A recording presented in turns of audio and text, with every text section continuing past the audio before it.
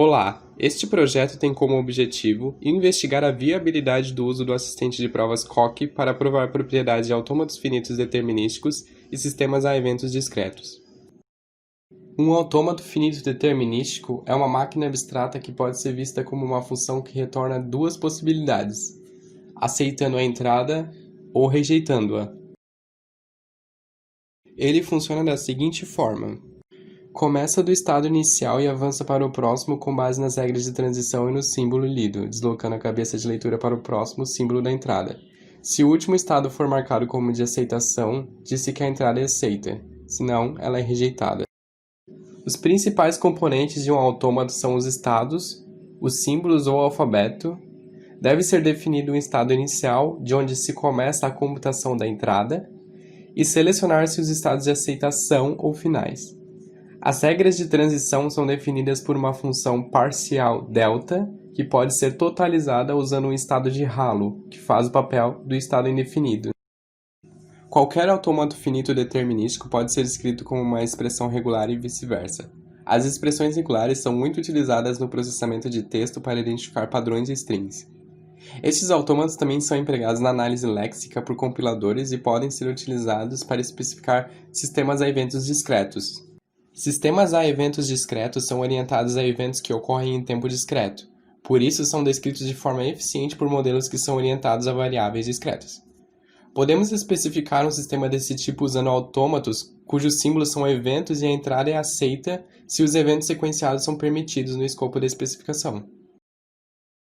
Um assistente de provas ou provador interativo é uma ferramenta computacional que auxilia na prova de teoremas matemáticos. Além de assistir à demonstração, ele também verifica as interações do usuário e se o teorema foi provado de fato.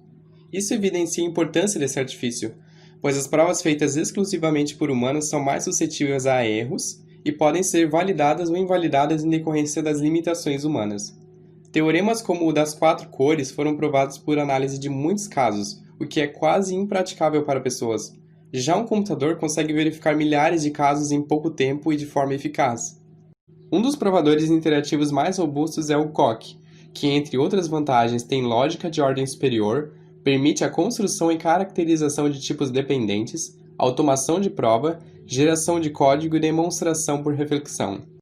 Para representar um autômato finito determinístico ou AFD no Coq, devemos determinar um tipo para os estados e símbolos, já que o Coq implementa uma teoria dos tipos e os elementos precisam ser tipados.